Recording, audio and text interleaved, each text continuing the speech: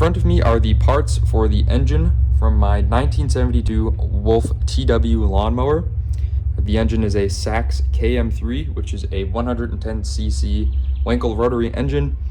And in this video, I'm going to do a little build guide, just because when I got my hands on this engine, I found it very hard to find any literature or information on how this engine went together, how it works. The reason it's apart in the first place is because after storing it for the winter, I couldn't get it to start. I couldn't really get it to do anything. This has always been a tough starting engine. However, I figured I would take it apart, inspect everything, make sure everything was in good health. I ended up replacing the oil seals on the eccentric shaft. So here's the top one, and then there's one under the bottom plate there. And these are standard parts, so you can still find them. They're a little difficult to find in the States. I had to order those from a German supplier. But yeah, I went ahead and replaced those. The old oil seals were in okay condition. However, I figured since it was disassembled all the way that it would be a good time to do it. I did manage to get my hands on two brand new sets of seals for this engine. So the set of seals that's on there has maybe a couple hours of runtime on it. And then I do have an unopened set of apex side and corner seals with the springs. So I don't think that's the issue. I tried all of the normal things. Obviously it had new fuel. Then I went after the spark. Now this engine does still have strong spark, which is very surprising. If you get your hands on one of these and it doesn't run, the likely culprit is the ignition coil. These use a Ducati point style ignition coil here, and these are usually the first to go out. You can convert it to a modern electronic ignition, but these coils, you just can't get your hands on them anymore, and they weren't the best in the first place. In terms of spark plugs for this engine, the stock spark plug that the manual calls for is the Bosch W175T7, and you can see they have this interesting sort of side gap style, and it didn't run with the stock plug. And from my experience, these stock plugs aren't the best. Haven't had the best luck with them. The plug that I have had good luck with is this one. This is the Bosch W225T1, and I've had good luck with that. And if you're in America like me, I also tried out in just a generic Autolite, the cross-reference for that Bosch plug. Had okay luck with this one. The Champion CJ8 is also a good plug. But, you know, we like to stick to stock when we can. So the first thing you'll notice on the base plate is that there is no sort of gasket between any of the plates in the housing. You just want to make sure that surface is fairly clean. What I do is I'll take some steel wool and WD-40 or carb cleaner or parts cleaner and just lightly clean around the edge here. You can see this actually does have a little nick right there. But that should be no problem. And then there are standoffs that go on the far sides of the plate. So go ahead and get started with this. Okay, so I just went ahead and hit this plate here with a little bit of parts cleaner. And I would like to mention before we get too far, on the bottom here, there is a counterweight, which goes on the output end of the eccentric shaft. And that just has a bolt. There's actually a hole in the eccentric shaft that bolt will line itself up with. And then this is the pulley that is specific for the Wolf mower I have. There is a little bit of damage on the pulley here, but it still works fine in my experience. And this is for the V-belt for the rear power axle. And then this is where the blade attaches. So we can go ahead and get started here. And you can see in the background, I do have all of the shop manuals, as well as the literature, the original Wolf literature on the mower, as well as the stickers for reproduction of those. So if you need any of that literature, just go ahead and let me know. So we'll go ahead and get started with the assembly here. The first step will be to place the housing on. Now this is what the housing looks like. This is the exhaust port on the side here. And this is the spark plug hole here. Only one spark plug. All of the Sachs rotary engines only have one spark plug, unlike the Mazdas, which have the leading and trailing. And this only goes on one way. Now you can see it can be placed on, two ways. So you have to be careful here not to mix it up. It's pretty easy. You can see there's fins that line up with the fins down here. So like I said, just make sure the mating surface is clean. I'm gonna go ahead and wipe this down with a rag real quick. Like I mentioned before, you can use a piece of fine Scotch-Brite or steel wool to go ahead and clean that up a little bit. If you get your hands on a rotary like this and the surface is a little gross, which is usually the case, and then you just line up the studs or the standoffs. Just go ahead and push it down a little bit like that. I'm going to move this onto the vise so we can build without the pulley interfering. Okay, so we moved the engine over here onto the vise, which is just a bit easier for assembly. And you can see the housing is sitting flush with the bottom plate now, sitting on those standoffs. So the next step is inserting the rotor. Now, what I like to do before that is just lubricate the surface a little bit. I just use two-stroke oil. I run two-stroke oil in all of the Sachs rotaries that I have. I know some people have success with four-stroke oil, but just go ahead and put a little bit on my finger. Make sure your finger is clean first. And I just go ahead and lubricate the bearing a little bit on the eccentric shaft. And then I just put a little bit on the bottom plate surface here. And a little bit on the housing.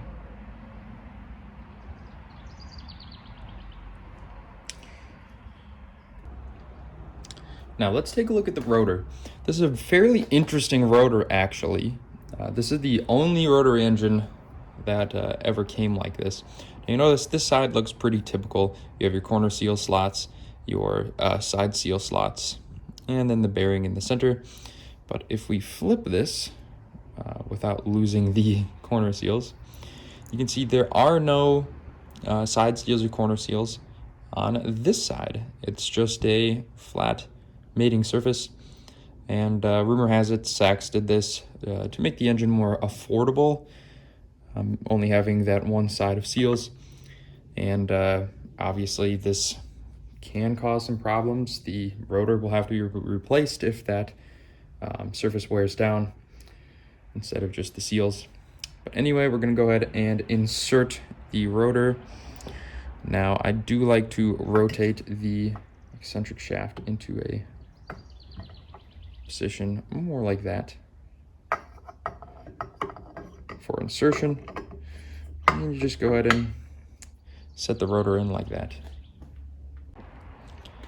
Okay, now we're on to the next step, which is the seals. So this is what the apex seals for this engine look like. Let me focus on it. They have these two little indents at either end. And then you have your apex seal springs.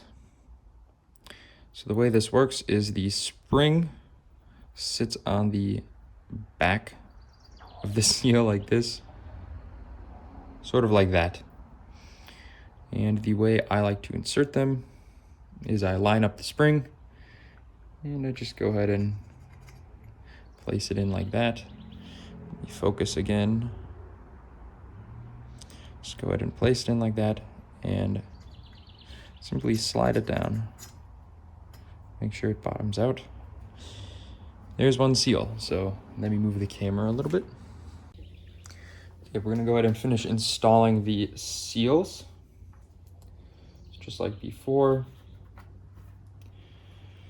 I'm gonna go ahead and line up the corner seals here. And this is something that I usually do before. You need to make sure that the springs inside the corner seals are lined up so the apex seal can slide in.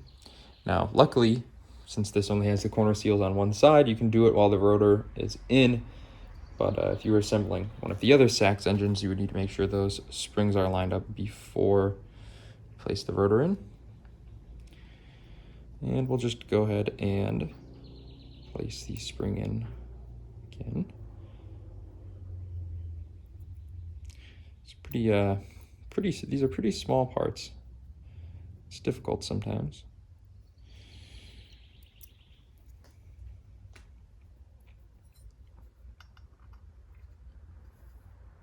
And we'll just set the apex seal in the groove there with the spring, like so, and go ahead and push it down in. Now we'll place the last apex seal in. Go ahead and get it started right there. Take the spring, push the spring in.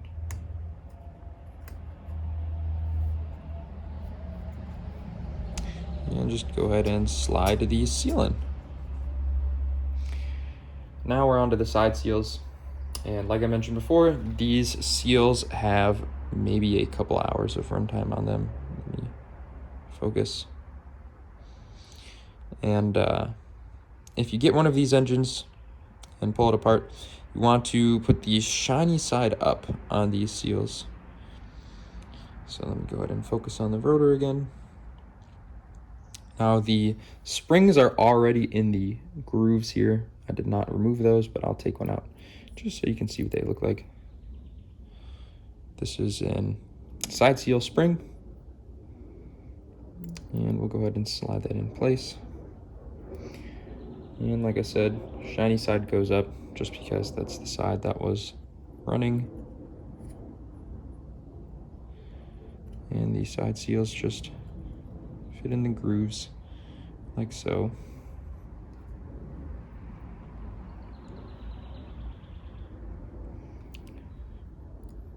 Just go ahead and do this for the two remaining ones.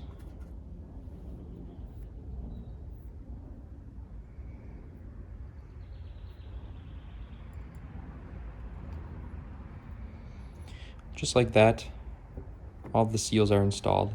You can see, if you push on them, you get that little bit of spring action. That's what you need. The springs can wear down over time and you'll lose compression. So that is something to look out for if you get your hands on one of these engines. The corner seals here actually have two springs doubled up, opposites. Let me grab some of the new springs so you can see what that looks like.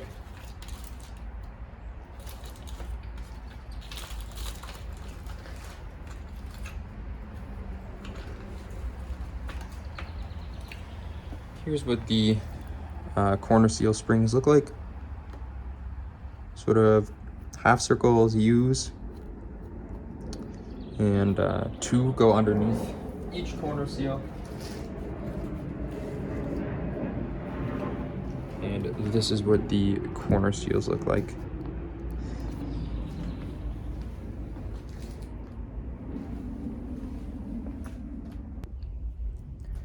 Okay, so this is what the top plate looks like. And I forgot to mention when we were putting the rotor in, there is a good trick if you have one of these engines or any rotary engine for that matter, and you are removing the rotor and you don't want the seals to fly everywhere.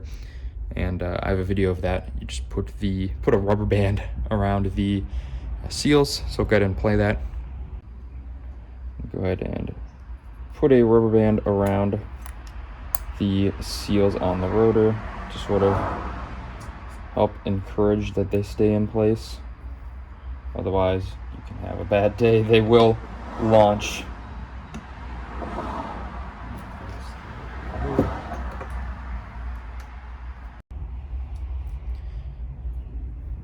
But anyway, here's the top plate. And you can see this engine has an interesting porting design. Obviously, this is where the carburetor bolts up, and the intake air mixture comes through here.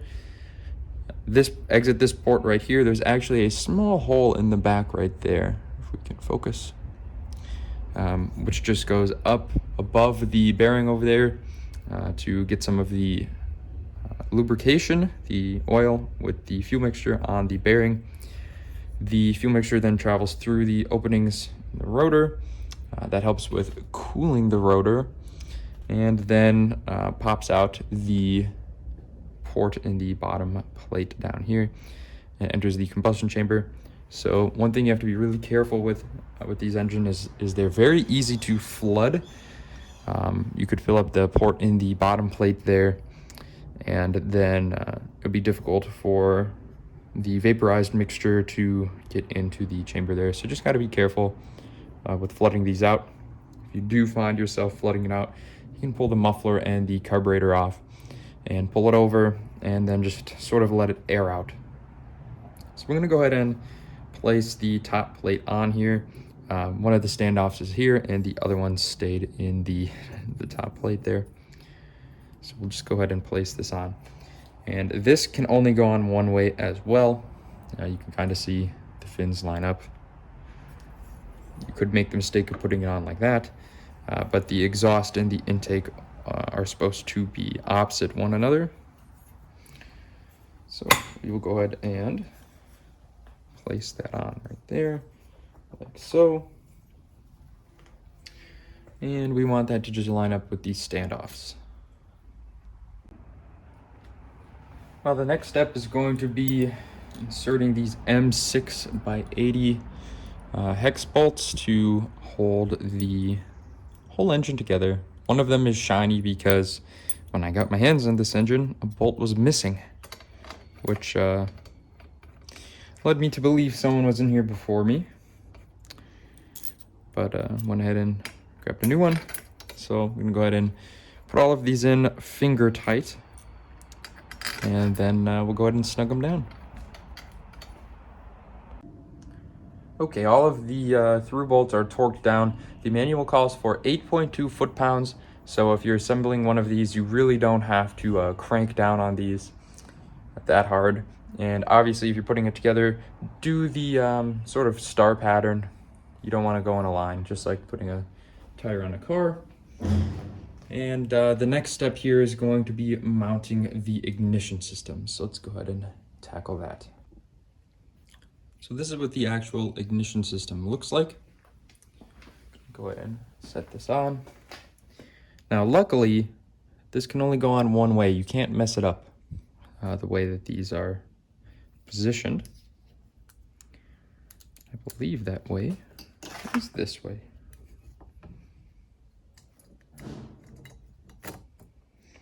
So it sort of sits on like that.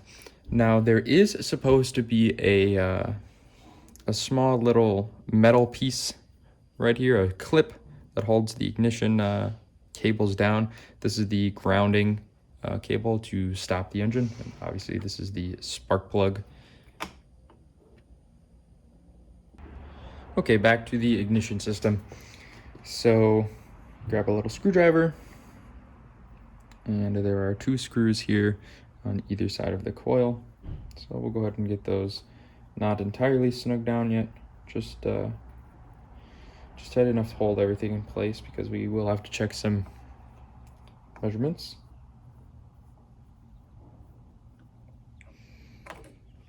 And then there's a larger screw back here, which you actually use to set the contact point breaker gap. So we'll go ahead and get these just tight enough to hold everything down, and to make sure this piece right here is fitting in the groove. Let me get a closer view. Okay, that's a little bit better. But yeah, make sure this there's a groove in this little base plate here, and you need to make sure that is sitting down in there. So next step is to set the gap right here. And if you notice on the end of the eccentric shaft, it's almost like a camshaft. There's a lobe that sort of comes around. Let me see if I can rotate the engine at all with how securely I have it placed.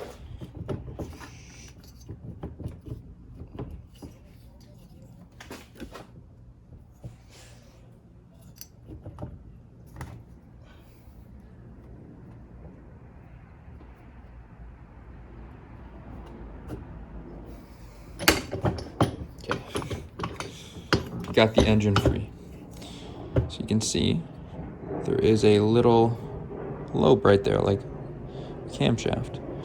And what you want to do is rotate the engine so that it is in the highest position right there, where the lobe is contacting that breaker arm. I'll need it in that position to set the ignition gap. Let me see if I can, there we go. Okay, so now we're going to go ahead and set the contact breaker gap. Like I said before, this is a very annoying and finicky ignition system. It's usually the reason why these engines get scrapped, which is sad. But anyway, you want to grab your feeler gauge and go ahead and pull out the 0.016 inches. And you're going to be setting this gap right here. And you want to make sure these are clean. If you pick up one of these engines have no spark, grab a piece of fine sandpaper and some parts cleaner and go ahead and just clean those off. So I'm going to go ahead, well, first, as you can see, this piece here moves. So you need to make sure that the cam lobe sort of thing right here on the eccentric shaft is at the maximum elevation point for this little lever arm. As you can see, this will go like that. And everything is still sort of loose, it's just tight enough. So, what you do is go ahead and put the feeler gauge between these 2 points, close it up, and sort of pinch them in place. And while you're pinching those in place, go ahead and grab a flathead screwdriver. Just go ahead and snug that little piece down right there. Then I like to double check if it's feely. I'll go up another size and make sure it's a little bit harder to push in there. Yeah, that's quite a bit of resistance. So I say that's okay. And then with the actual ignition coil, as you can see, we have a little bit of forward and backward play here. Now, there is a measurement for this in the manual, how far forward and back, but I usually just put it as far forward as I can before it starts making contact with the flywheel.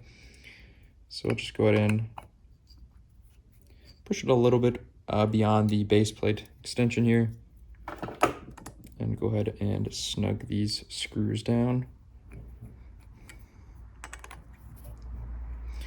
Then another thing, let me go ahead and move the camera here. On the front of the ignition coil here, there's this little pickup. I like to go ahead and hit that with a little bit of parts cleaner and steel wool as well, and just make sure that is clean. And I'll do the same thing on the magnets on the flywheel itself. So then the next step will be placing this little ignition cover on here. And you'll notice there's a little bit of a sponge-like item in here. And I like to just put a little dab of grease on there before I finish assembling this. And this sort of just holds everything together. And you just set it on like this. And there's a groove here that holds the little plastic piece here in place. So you just push that down like that. And then the next step will be to grab the key here, which I like to keep on a magnet. This key, don't lose that. Go ahead and place it in the eccentric shaft keyway. And let me move the camera out a little bit. Now, one thing that you can see, which you want to avoid, there's evidence of it happening on this engine, is, let's see if I can get some light in here. Right there, you can see these scuff marks. That's because the ignition coil was scraping against the inside of the flywheel. The way you set that air gap, like I previously mentioned, is by setting how far this is forward or backwards, which they have a lot of complicated steps for in the manual. But I just go ahead and set this on and make sure that they aren't scraping. So you want to line up the little keyway there with the keyway on the eccentric shaft. and just place it on like so. Now we're gonna have to remove it so we can turn the engine over. So I've got what we have of the engine so far back over here on the workbench, and I just like to turn it over by hand, listen for the compression.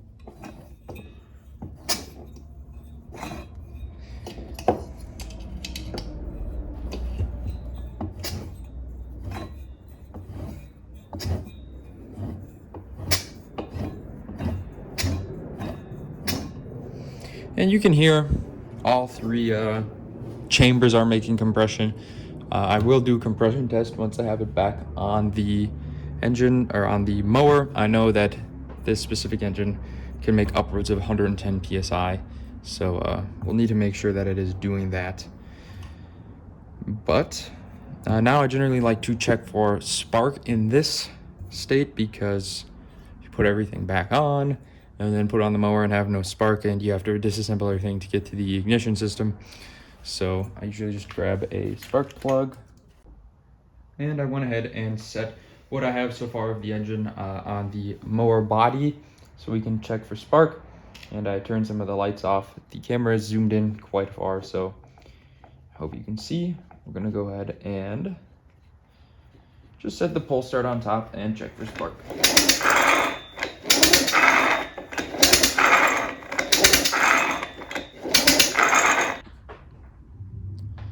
So you can see that we are indeed making spark.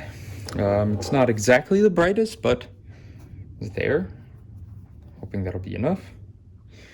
Anyway, we're going to continue assembling the engine here. Next step is this little washer, and then this nut. So 13mm nut. And we'll go ahead and get this tight. Just grab the ratchet.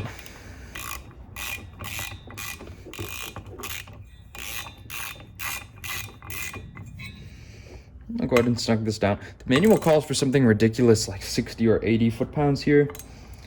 And I'm always afraid I'm going to pull the threads off of this eccentric shaft. So I usually just snug that relatively tight with my my ratchet, and I have no problems there. Now that it's tightened down, I like to turn it over and listen.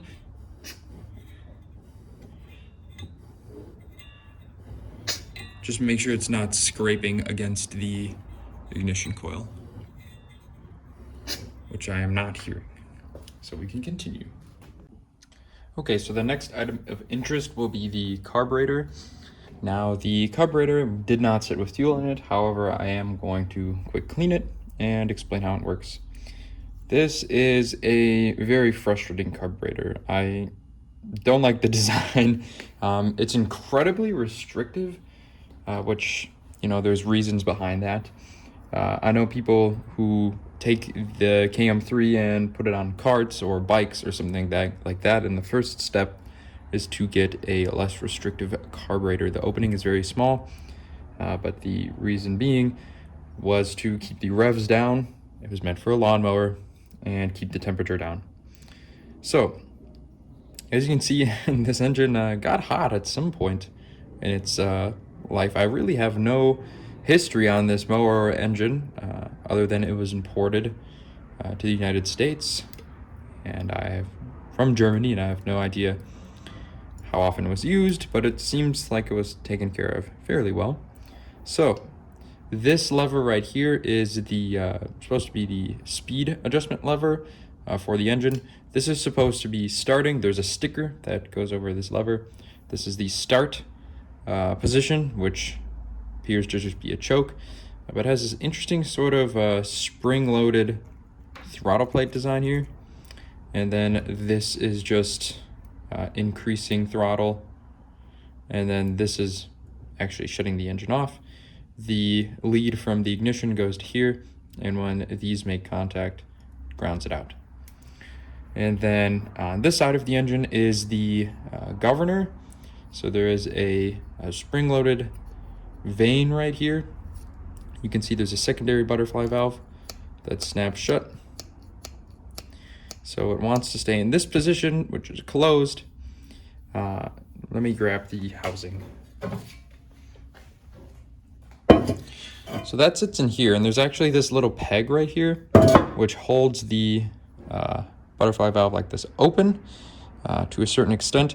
And then once the engine gets going, so it'll be open for the starting. Once the engine gets going, it gets pushed more and more open, and it wants to close up. There's a screw here, which is the top speed adjustment screw, and it basically just sticks out on the inside and prevents the butterfly valve from closing. And yeah, the vane sits in here sort of like that. And then this is the idle speed adjustment screw. So I'm just gonna go ahead and open this up and blow out all of the passengers with some carburetor cleaner. So the first step will be taking the float bowl off.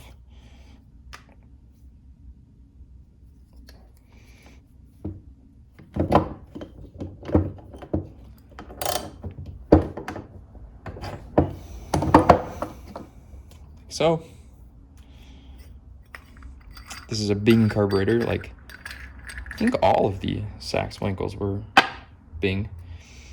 There's the float. And I'm gonna go ahead and remove this and just blow some carburetor cleaner in there, and take the screws out, blow some carburetor cleaner in there, and we'll put it back together. Okay, and after thoroughly blowing everything out, the carburetor is reassembled. So now we're gonna go ahead and continue assembling the engine. So next I'm going to put the muffler on, just because it's simple.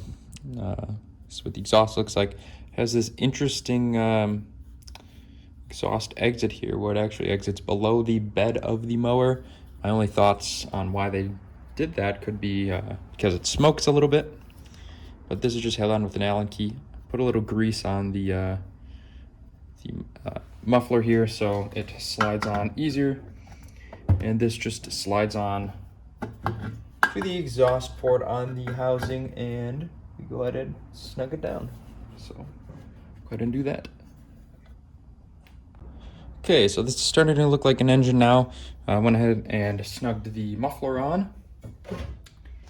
And we're gonna go ahead and take this housing here, and we actually have to put this on before the carburetor, so don't make that mistake. You put it on and then realize it has to come right off.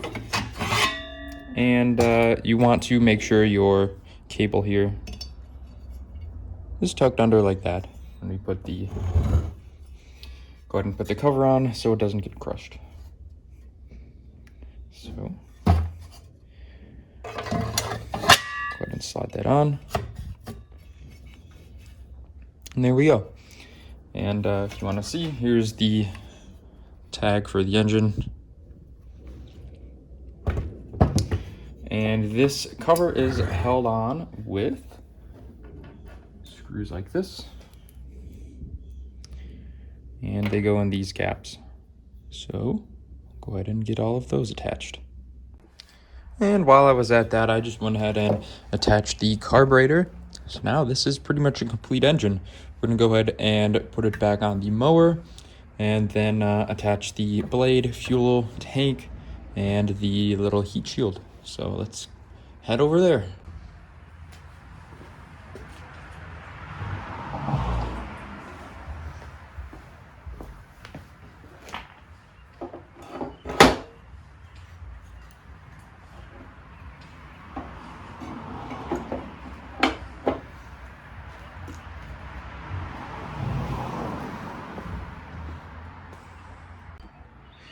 So the engine is held to the mower with these 3 bolts. One in a triangular pattern right there. So you can go ahead and bolt the engine to the mower, and then we'll get the heat shield on. Okay, so the engine and the blade have been attached.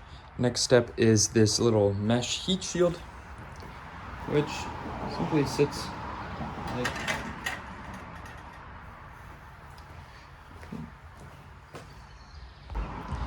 and last but not least is the, well, actually not last, second to last is the fuel tank, which needs to be cleaned. I'll clean everything up on the mower if it starts. So the fuel tank, which oddly enough, has English on the cap. Mix 1 part oil to 1 part to 50 parts gas. Although the manual does recommend that you run 1 to 25 after installing new seal components. So that'll be pretty smoky. But anyway, the fuel tank just sits right on top. Like so. And last but not least, now the pull start. And you'll notice the decal is fading a little bit right here. That's just from splash of gas. I actually have reproduction stickers for this. The sticker that belongs right there. The plate, the little number plate that belongs right there. And I will go ahead and attach those once I know that the mower is running and functioning. So we'll go ahead and get this pull start on. That is actually what holds down the fuel tank. And it just sits in like that. And then I'll go ahead and tighten those screws down. And although it was difficult to do one-handed, made 90 psi on the compression test, although there was definitely some leaking around the spark plug hole.